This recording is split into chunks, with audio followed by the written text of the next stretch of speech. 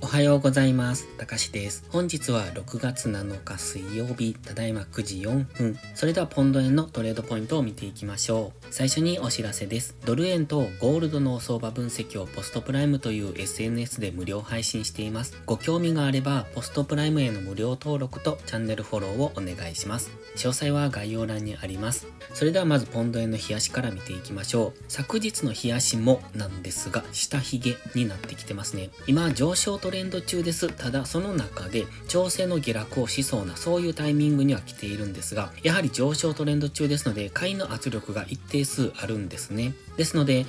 本日も下落はするとは思いますけれども、やはり下髭、昨日とか一昨日とかここのところすごく底堅いのがわかりますので、この下髭っていうのは意識しておいた方がいいと思います。基本的には上昇しようとする力が強いので、ただとは言いましても高値圏にあるので上値も重い、でも下がったところは買われやすいですので、上がったところは売られやすいし、下がったところは買われやすいという今かなり難しいところ、ここからトレンド転換をしていくのか、それともここで踊り場になってもう一段の上昇するのかという分かりにくいところにありますので、その辺は分かった上でトレードをしていく必要がありますね。現在は日足の GMMA まで距離がありますので、ここまでの調整の下落、価格では171円ぐらいまでの下落っていうところは考えておきたいんですが、やはりここ数日の下髭を見てますとなかなか下落はしてこれないんだろうなと。そうなると現在地付近でのレンジというところも考えられますので、レンジでの日柄調整で GMMA が追いついてくるのを待つのか、それとも値幅調整で一度大きめの下落をしてそこからの次の上昇になるのか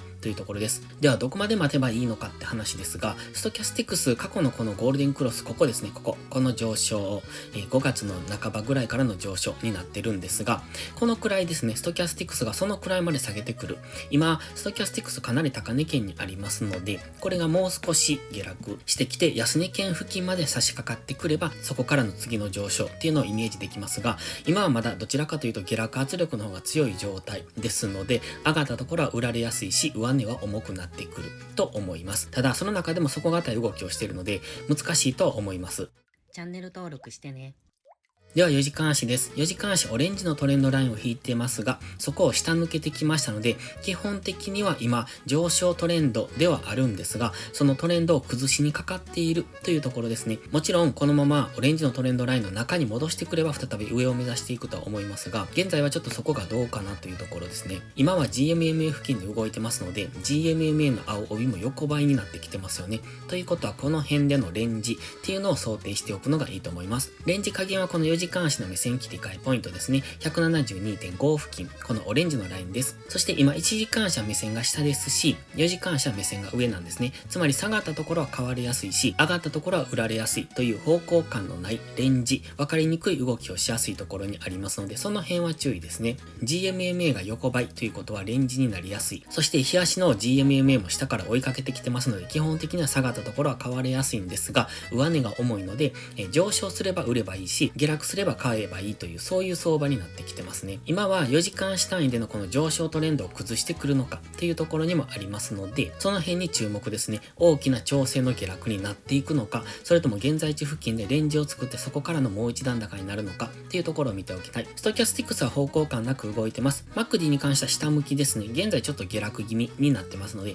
下向きにはなってますけれども、今はやはり上値が重い、この MACD の状態を見ていても上値が重いのはわかります。ただ基本的にはまだ上昇トレンド中ですし、4時間足の目線も上になっておりますので、そこが分かりにくいところですね。では1時間足です。昨日この緑のゾーン、これ見えますかね、ちょっと見にくいんですが、ここに、緑のゾーンを描いているんです。小さく。この上昇に関してツイッターで先出しをしていたんですね。ちょっと昨日は時間があったのでツイッターでの先出しっていうのをいくつかの通貨ペアでしてみたんですけれども、ポンド円に関しては綺麗にはまりましたので、ちょうどここの上昇が取れた方も多かったんじゃないでしょうか。今は4時間足では方向感のない動き、1時間足では下落トレンド中なんですね。こういう風に安値を切り下げてきてますよね。で、高値も切り下げてきているので、下落トレンド中、その中のこの調整の動きを5分とか15分足で上昇しそうなパターンになってきましたので、そこでの先出しをしてみました。毎日できるわけじゃないんですけれども、時間のある時はやっていきますので、もしご興味があれば Twitter のフォローをお願いします。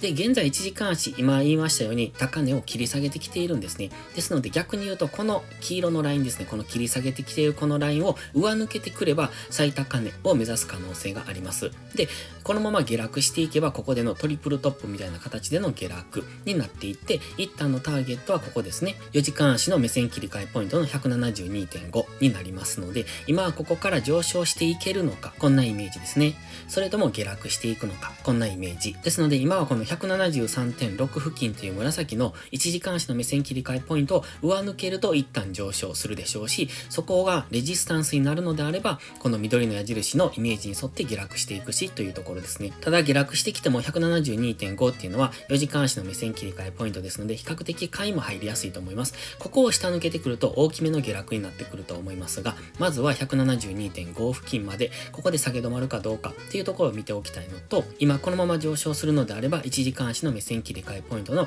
173.6 付近を明確に上抜けられるのかっていうところを見ておくのが本日の注目ポイントです。それでは本日は以上です。この動画が分かりやすいと思ったらいいねとチャンネル登録をお願いします。そして最後にお知らせです。YouTube のメンバーシップでは初心者の方向けの丁寧なスキルアップ動画を毎週更新しています。トレードの基礎が学べるメンバーシップにご興味があれば一度お試しください。また初心者ではないけど安定して勝てないという方はポストプライムでのプライム会員をお勧めしています。こちらは YouTube のメンバーシップと違って2週間の無料期間があります。7月からプライム会員価格を値上げしますので、少しでも気になる方はお早めの行動がお得です。今登録すれば値上げ後も今の価格が適用されます。ぜひ無料期間を有効にご活用ください。詳細は概要欄にあります。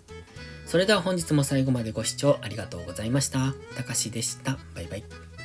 インジケーターの使い方解説ブログを書きました。GMMA、ストキャスティクス、MACD の使い方について詳しく書いてます。まずは一度目を通してみてください。きっとスキルアップのお役に立てると思います。インジケーターは何気なく表示させるのではなく、理解して使いこなすことが大切です。また、インジケーターを使ったエントリー手法のテキスト販売を始めました。こちらは初心者から中級者向けですが、初心者の方向けの初級編もご用意しています。勝つための聖杯なんてありません。だからこそ地味にコツコツとスキルを積み上げていくものです。このテキストはそんな方のお力になれると信じています。せっかく FX を始めたのですから、明るい未来を夢見て頑張りましょう。